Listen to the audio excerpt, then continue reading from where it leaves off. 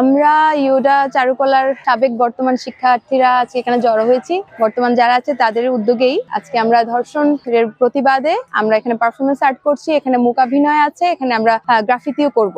আমরা যেহেতু আর্টিস্ট, সবাই বিভিন্ন জন এই ধরনের আসলে সামাজিক যে দুর্যোগগুলা, এগুলাতে সবাই প্রত্যেকে নিজের জায়গা থেকে আসলে ফাইটটা করতে হবে। সচেতনতা বলেন, আরেকজনকে সচেতন করা বলেন, প্রতিবাদ বলেন, আসলে এখন প্রতিবাদ প্রতিরোধের সময় হয়ে গেছে আর কি।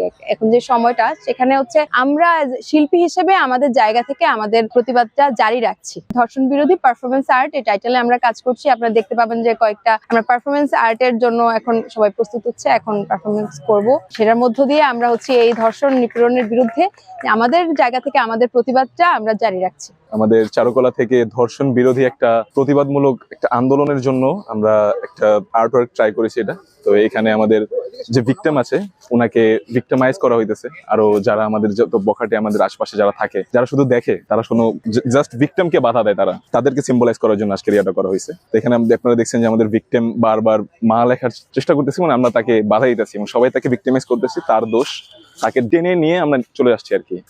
এখানে আইনও সাহায্য করছে না, এখানে আইনও তাদেরকে টেনে নিয়ে যাচ্ছে রশির মাধ্যমে। আমাদের বড় ভাই উনি রশির মাধ্যমে টানছে এবং আমরা সবাই আরো আরো প্রতিফলিত করার জন্য, আরো ধোকা দেওয়ার জন্য আমরা ওনার কানে কানে কথা বলছি আর কি। তো আর্টটার কনসেপ্টটা কিছুটা এরকম, প্রতিবাদ শুধু আমরা সবাই মুখে মুখে একটা ফেসবুক পোস্টের মাধ্যমে জানাই, একটা ফেসবুক পোস্টেই দেখাই, কিন্তু এখানে কি সোশ্যালাইজ, মানে আমাদের যেখানে সকল জনগণ বা সামাজিক মানুষ কর্মকাণ্ডের জন্য মানুষটা থাকে, এবং এই পার্কটাকে আমরা বেছে নিয়েছি আমাদের ক্যাম্পাসের সাথে। এটা আজকের যে প্রোগ্রামটি ছিল সেটা হলো যে দেশের যে অপ্রীতিকর অবস্থা, নারীদের নিয়ে যে রেপ, ধর্ষণ যে হারে বাড়তেছে দেশে, সেটা একটা ভয়াবহ রূপ নিচ্ছে, যেটা মোটেই আমাদের সোসাইটি বা আমাদের দেশের মা বোনদের জন্য একদমই সুবিধাজনক না। এটা খুবই ভায়োলেন্স ক্রিয়েট করতেছে এবং পুরো দেশ জুড়ে একটা নিরাপত্তাহীনতায় ভুগতেছে আমাদের মা বোনরা। রাস্তাঘাটে ইফটিজিং থেকে শুরু করে নানান ধরনের ইনসিকিউরিটিতে ভুগতেছে, যেটা হচ্ছে স্বাভাবিক জীবনযাত্রায় অনেকটা হানি করতেছে। এটাই প্রতিবাদ স্বরূপ আমরা কিছু পারফরমেন্স আর্ট করার চেষ্টা করছি। এটা আমরা সোসাইটির কাছে তুলে ধরতেছি, এটাকে বোঝাতে যাচ্ছি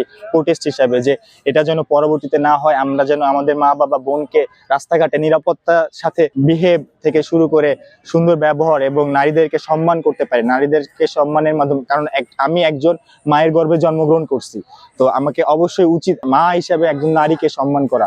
এটাই আর কি আমরা পুরো বাংলাদেশকে বা দেশে সবাই মানুষের জনগণের কাছে জানানোর একটাই হচ্ছে ছোট্ট একটা প্রয়াস আর কি, এই পারফরমেন্স আর্টের মাধ্যমে। এটা আমাদের দেশের পলিটিক্যাল সিস্টেম থেকে শুরু করে বড় বড় জায়গায় আমাদের আইন ব্যবস্থা থেকে শুরু করে দেখা যাচ্ছে অনেক রেপ হচ্ছে, বাট এইগুলো সাথে সাথে কোনো ব্যবস্থা না নিয়ে এটা হয়তো ধরতেছে, কিন্তু এটার কোনো আইনীয় কার্যক্রম করতেছে না, যার কারণে হচ্ছে ধর্ষণগুলো বাড়তেছে। নিজস্ব মতামত থেকে বলতে চাই যে প্রত্যেকটা ধর্ষককে মৃত্যুদণ্ড সহ এবং এর তাৎক্ষণিকভাবে ব্যবস্থা গ্রহণ করা, যেন সমাজে এটার হচ্ছে প্রভাবটা কমতে থাকে।